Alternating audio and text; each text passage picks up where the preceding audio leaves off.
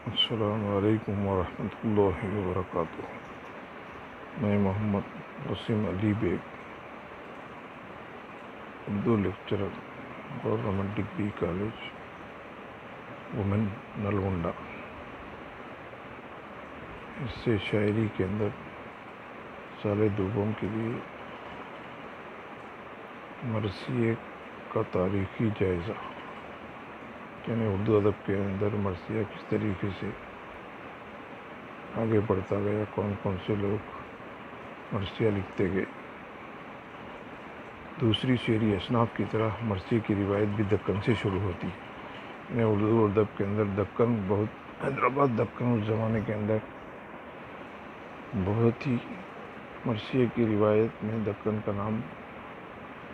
پہلے آتا ہے۔ دکنی شاعروں نے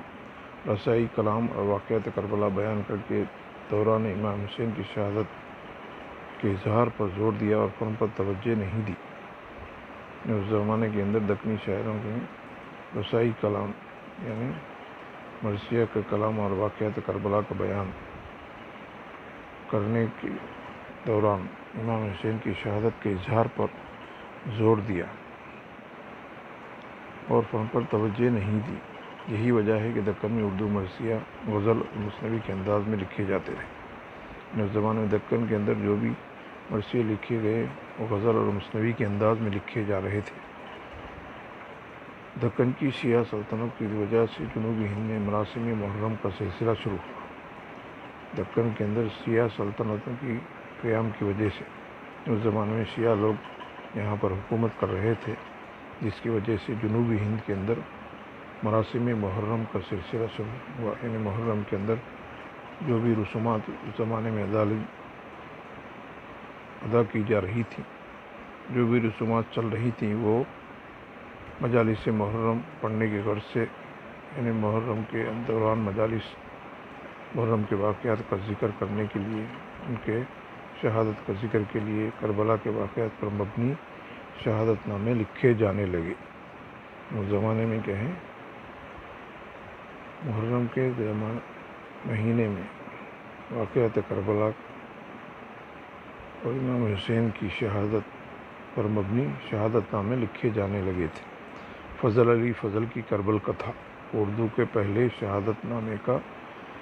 درجہ حاصل ہے۔ انہیں مرثیے کے رواج سے پہلے کیا ہے، شہادت نامے لکھے جاتے تھے۔ اس میں سب سے پہلے شہادت نامے کا درجہ حاصل ہونے والے فضل علی فضل کی کربل کتھا، کربل کتھا کے عنوان سے ایک نظم شہادت نامے کی شکل میں فضل علی فضل نے سب سے پہلے اردو کے اندر لکھی، جو اردو ادب کے اندر سب سے پہلے شہادت نامے کا درجہ اس کو حاصل ہوا۔ اسی طرح روضۃ الشہداء کو بھی دکن کے اہم شہادت ناموں میں شمار کیا جاتا ہے۔ روضۃ الشہداء کے عنوان سے دکن کے اندر یہ بھی ایک شہادت نامے کے اندر بہت ہی بڑا درجہ رکھتا ہے، اس کو شمار کیا جاتا ہے۔ جب مرثیے کی روایت شمالی ہند پہنچی تو بیشتر شعراء نے غزل کے انداز میں مرثیے لکھی۔ جب دکن سے روایت کیا ہے شمالی ہند میں پہنچی تو بیشتر شعراء غزل کے انداز میں مرثیے لکھے جانے لگے۔ دلی کے ابتدائی اردو شعراء نے بھی مرثیے کی حیت اور اجزائے ترکیبی پر توجہ نہیں دی۔ دلی کے ابتدائی اردو شعراء اس زمانے میں دلی کے اندر جو بھی شعراء تھے وہ ابتدائی دور کے، وہ مرثیے کی کوئی شکل اور صورت اور اجزائے ترکیبی پر توجہ نہیں دی، یعنی کس طریقے سے مرثیہ ہونا چاہیے، اس میں کیا کیا چیزیں ہونی چاہیے، کون کون سی اجزاء اس کے اندر ضروری ہے، اس کے اوپر کوئی توجہ نہیں دی۔ بالکل غزل کے انداز میں مرثیے لکھے جا رہے تھے۔ دلی کے مغل تاجداروں کی کمزوری کے بعد لکھنؤ میں بھی ایک نئی سلطنت کی بنیاد پڑی۔ دہلی کی سلطنت کے ساتھ ساتھ کیا ہے، مغل تاجدار کمزور ہو گئے۔ اس زمانے میں مغل بادشاہ دہلی پر حکومت کرتے، جب وہ کمزور ہو گئے تو لکھنؤ کے اندر بھی ایک نئی سلطنت قائم ہوئی، نئی سلطنت کی بنیاد پڑی، جس نے شیعہ مسلک کو اختیار کیا۔ لکھنؤ کے اندر جو نئی سلطنت کی بنیاد پڑی، اس کے اندر شیعہ مسلک یعنی شیعہ لوگ زیادہ تھے، جو ماہ محرم کربلا کے واقعات پر توجہ دے رہے تھے۔ اس کی وجہ سے لکھنؤ میں مرثیہ نگاری کا ارتقا حاصل ہوا۔ لکھنؤ کے اندر نئی جو حکومت قائم ہو رہی، نئے لوگ جو شیعہ مسلک کو ماننے والے تھے، انہیں ماہ محرم میں کربلا کے واقعات پر زیادہ توجہ دینے لگے۔ اس واسطے میں اسی لیے لکھنؤ میں مرثیہ نگاری کا ارتقا ہوا، یعنی لکھنؤ کے اندر دہلی سے زیادہ لکھنؤ کے اندر مرثیہ نگاری کا ارتقا، یعنی بلندی اور اس کو زیادہ مرتبہ حاصل ہوا، ارتقا، ترقی لکھنؤ کے اندر، دہلی سے زیادہ لکھنؤ کے اندر مرثیہ نگاری کو ترقی حاصل ہوئی۔ مسدد کی حیت میں میر مستحسن خلیق، میر ببر علی انیس اور مرزا دبیر جیسے شعراء نے لکھنوی مرثیے میں نہ صرف ڈرامائی عناصر کو شامل کیا بلکہ ہندوستانی رسم و رواج کے اثر کو بھی مرثیے میں شامل کیا گیا۔ لکھنؤ کے اندر لکھے جانے والے مرثیوں کے مسدس کی شکل میں میر مستحسن خلیق، میر ببر علی انیس اور مرزا دبیر، یہ مرثیے کے بہت ہی مشہور شعراء مانے جاتے ہیں۔ یہ لکھنؤ میں مرثیے میں لکھنؤ کے اندر رہنے والے شعراء ہیں کہ لکھنؤ کے اندر ڈرامائی عناصر کو شامل کیے ہیں۔ یہ ڈرامہ کی طرح عناصر کو شامل نہیں کیا بلکہ ہندوستانی رسم و رواج کے اثر کو بھی اس مرثیے کے اندر شامل کیا گیا، یعنی ہندوستان کے رسم و رواج کون کون سے تھے، کس طریقے سے شیعہ لوگ کربلا کے واقعات کو مرثیوں کے اندر پیش کر رہے تھے اور اس کو پڑھ رہے تھے محرم کے ماہ محرم میں، اس کو شامل کیا گیا۔ لکھنوی مرثی میں مبالغہ اور سیرت حسین کے بیان میں اختیار کردہ روش کی وجہ سے شاعرانہ حسن کے تمام گوشے نمایاں ہو گئے۔ لکھنؤ کے اندر جو مرثیے لکھے گئے اس کے اندر کیا ہیں، امام حسین کی سیرت، یہ ان کی شکل و صورت، یہ سیرت، ان کے حسین کارنامے، ان کے اچھی عادات و اخلاق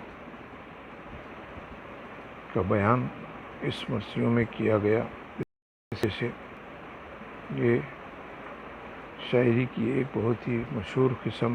یعنی مرثیہ مانی گئی، لیکن اردو مرثیے کے مطالعے سے تاریخ کربلا مرتب نہیں کی جا سکتی۔ اس کے باوجود بھی خالی اردو مرثیوں کو لے کر کربلا کی تاریخ کو ترتیب دینا یہ ناممکن بات ہے۔ اردو مرثیے کا مطالعہ سے تاریخ کربلا مرتب نہیں ہے، ترتیب نہیں دی جا سکتی۔ اس کی سب سے بڑی وجہ یہی ہے کہ لکھنوی شعراء نے اردو مرثیے کو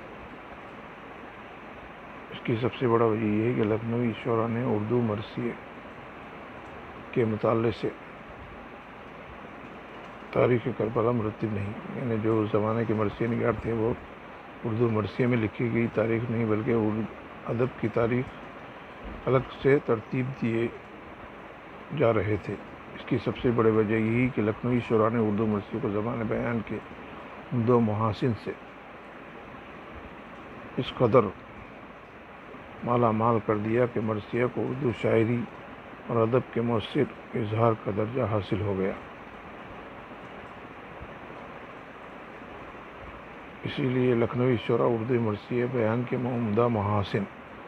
اس کا لکھنے کا عمدہ طریقہ، اس کے اندر پائے جانے والے اجزاء ترکیبی کو بہت ہی اہمیت دی اور اردو شاعری اور ادب کے مؤثر اظہار کا درجہ، اس زمانے میں اردو شاعری کے اندر مرثیہ نگاری ہی اردو ادب کے اندر بہت ہی اثر رکھنے والی صنف مانی جاتی تھی اور اس کو ایک بہت بلند درجہ حاصل ہوا۔ مرثیے میں مبالغہ، ڈرامہ عناصر، ہندوستانی عناصر شامل کرنے ہونے کی وجہ سے اس صنف شاعری کی احسن روایت کا آغاز تو ہوا، لیکن اس شاعری سے تاریخی اور حقیقی واقعات کا ربط ٹوٹتا چلا گیا۔ مرثیے کے اندر مبالغہ یعنی بلا وجہ کسی کی تعریف کرنا یا ڈرامائی عناصر کو اس کے اندر شامل کرنا، یہ یا ہندوستانی عناصر یعنی ہندوستان کے رسم و رواج کو اس کے اندر شامل ہو جانے کی وجہ سے اس صنف کے اندر، اس شاعری کی قسم کے اندر احسن روایت کا آغاز ہوا، یعنی اچھی باتیں اس صنف شاعری کے اندر، مرثیے کے اندر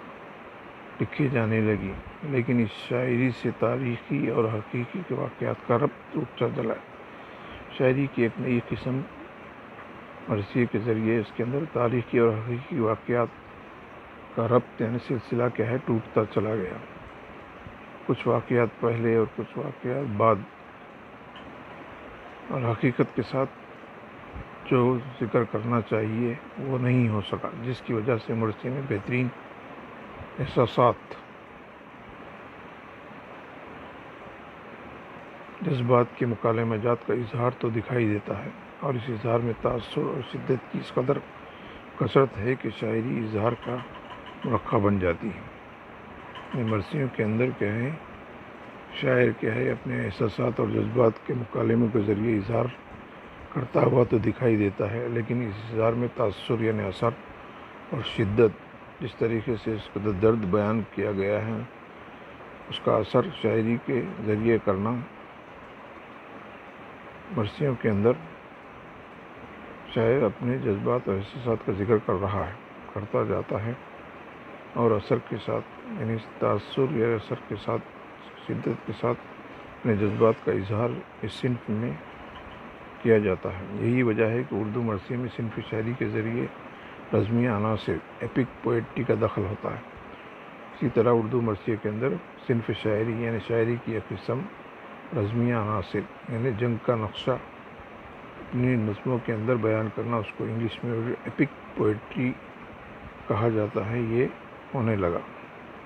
اردو مرثیہ دوسری زبانوں کے رسائی ادب ایلیجی سے بالکل مختلف ایک مؤثر اظہار کی شاعری صنف کا درجہ حاصل کرتا جا رہا ہے۔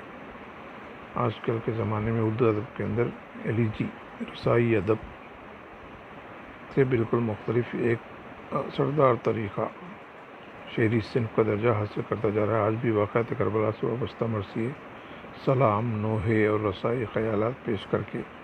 اردو شاعری کے جواہر کی نشاندہی کی جاتی ہے۔ یعنی آج کل کے زمانے میں بھی کیا ہے، کربلا سے وابستہ واقعات یا سلام، کربلا کے لوگوں کے تعریف میں نوحے اور ان کے غم میں لکھے جانے والے نوحے اور رسائی خیالات، یعنی ان کے دکھ اور درد میں جو اپنے خیالات کا اظہار کرنا، یہ اردو شاعری کی نشاندہی، اردو ادب کے اندر مرثیے کی نشاندہی کرتا ہے۔ یہ ساری چیزیں مرثیے کی تاریخ کے اندر کس طریقے سے مرثیہ لکھا گیا، مرثیے کے کون کون سے قسمیں بیان کی گئیں، اس کے اندر کیا کیا چیزیں، کیا کیا جذبات، کیا کیا احساسات شاعر اپنے اس نظم کی قسم مرثیے کے اندر بیان کیا جاتا ہے۔ یہ مختصر مرثیے کا تاریخی جائزہ کہلاتا ہے۔